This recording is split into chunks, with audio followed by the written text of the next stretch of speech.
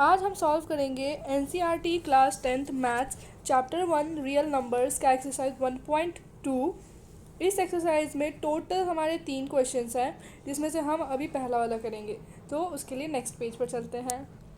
तो हमारा first question दिया गया है, prove that root 5 is irrational number. उससे पहले आप एक छोटा सा नोट देख लीजिए which will help you. Rational number क्या होते हैं? जो नंबर फ्रैक्शन p/q में लिखा जा सके उसे रेशनल नंबर कहते हैं।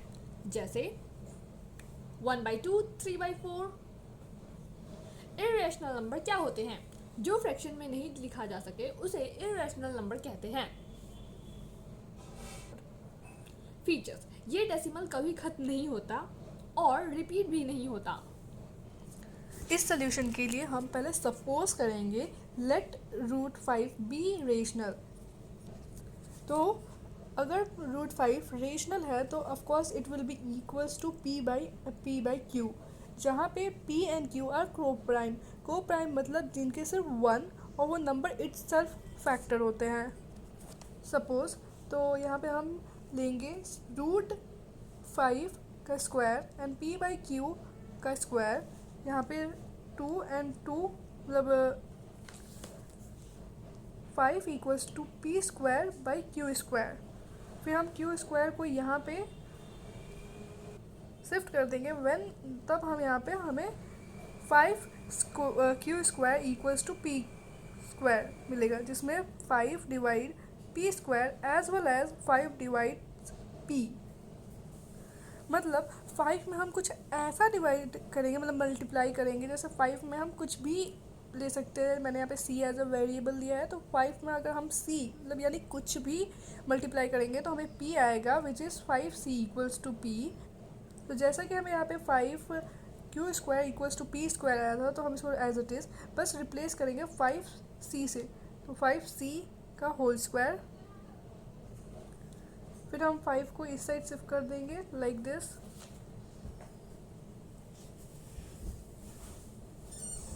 फाइव का स्क्वायर क्या होता है? 5 इंटू 5 क्या होता है? इक्वल्स टू 25 आता है, तो हमारा यहाँ पे 25c स्क्वायर हो जाएगा। 5 को यहाँ शिफ्ट करने के बाद 5 1 ज़ार और 5 5 ज़ार 25 होता है, तो हम यहाँ पे कट कर देंगे। अब हमारा आया है Q square equals to 5c square. तो यहाँ पे प्रूव होता है कि 5 divides Q square as well as 5 divides Q, मतलब यहाँ पे 5 क्यू को भी क्यू स्क्वायर को भी डिवाइड कर रहा है और क्यू को भी। लेकिन हमने क्या माना था कि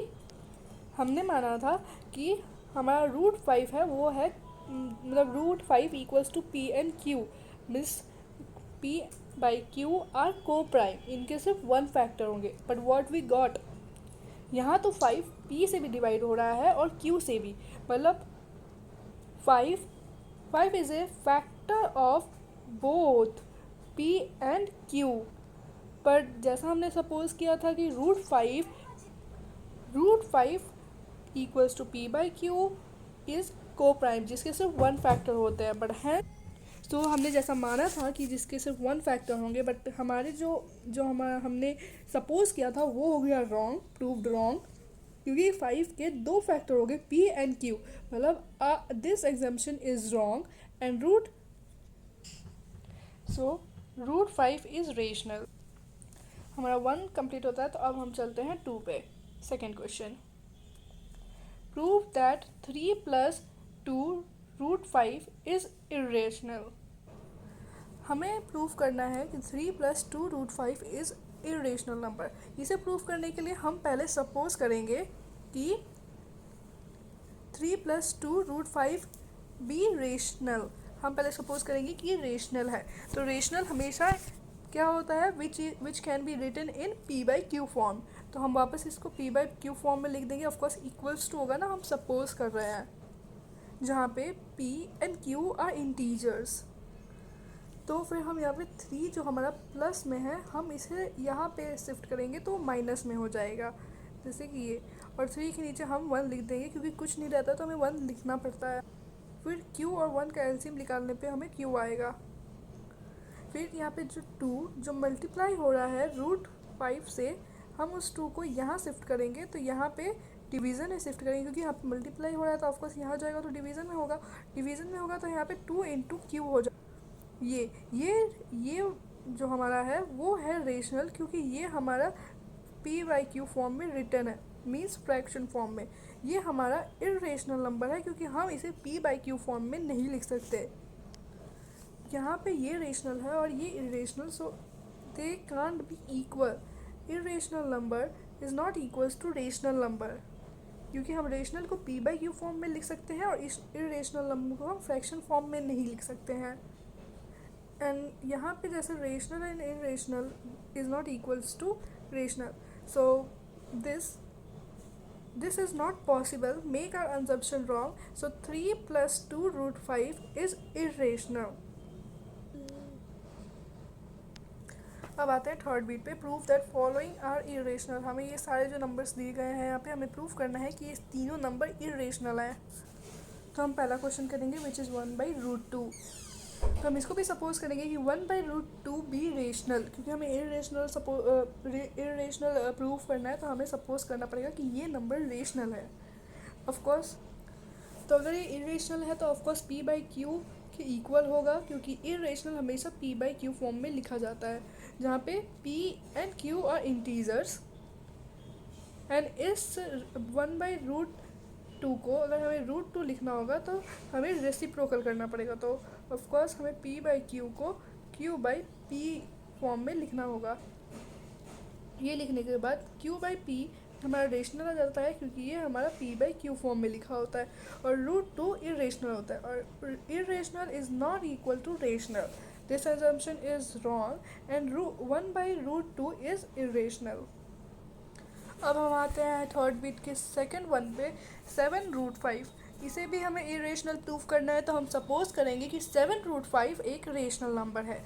तो rational number is always written in p by Q form, इसलिए हम इक्वल्स टू में p बाई क्यू फॉर्म लगाएंगे, जहाँ पे p and q are integers. ये 7 यहाँ पे मल्टीप्लाई हो रहा है √5 से, तो अगर हम 7 को इधर शिफ्ट करेंगे तो ये 7 क्यू हो जाएगा, क्योंकि यहाँ पे मल्टीप्लाई हो रहा है तो हमेशा डिवीज़न में ही जाएगा, तो यहाँ इसलिए यहाँ पे 7 क्यू लिखा है, जहाँ पे p q 7 इंटीजर्स हैं। फिर यहाँ पे आता है p बाई 7q एक रेशनल नंबर है, क्योंकि ये फ्रैक्शन फॉर्म में लिखा है which is p by Q. And √5 एक इरेशनल नंबर है, क्योंकि ये फ्रैक्शन फॉर्म में नहीं लिख सकते हम। √5 इरेशनल इसलिए है क्योंकि √5 की अगर वैल्यू आपको पता है तो वो है 2.236। ये वैल्यू रिपीट भी नहीं होती है और टर्मिनेट भी नहीं होती है, इसीलिए √5 एक इरेशनल नंबर है और फ्रैक्शन फॉर्म में इसे नहीं लिखा जा सकता है, इसलिए हम √5 को इरेशनल बोलते हैं, और यहाँ पे इसको फ्रैक्शन फॉर्म में लिख रहे हैं इसलिए ये रेशनल है। तो ये रेशनल और ये रेशनल ये इक्वल नहीं हो सकते, तो rational is not equals to irrational. तो हमने जो सपोज किया था कि 7√5 एक रेशनल है, वो यहाँ पे रॉन्ग प्रूव हो गया, तो इसलिए 7√5 एक इरेशनल हेंस प्रूव्ड। तो अब करेंगे हम थर्ड बिट का third one which is 6 plus √2। मैंने तो यहाँ पे सिंपल वे में किया है, तो हम इसको वापस लेट करेंगे, यानी सपोज कि ये एक रेशनल नंबर है, तो 6 plus √2 equals to p by Q form तो होगा ही, क्योंकि रेशनल हमेशा p बाई क्यू फॉर्म में होता है। तो यहाँ पे 6 प्लस है, तो अगर यहाँ पे हम शिफ्ट करेंगे तो ये माइनस में हो जाएगा, जैसे कि आप देख सकते हैं। तो यहाँ पे 1 होता है, और इन दोनों का एलसीएम निकालने के बाद जो कॉमन एलसीएम आता है वो है क्यू। तो ये हो जाता है हमारा इरेशनल, क्योंकि ये होता है हमारे p बाई क्यू फॉर्म, क्योंकि p बाई क्यू फॉर्म में रिटर्न हो जाता है, तो इसलिए हमारा ये रेशनल होता है और ये इरेशनल।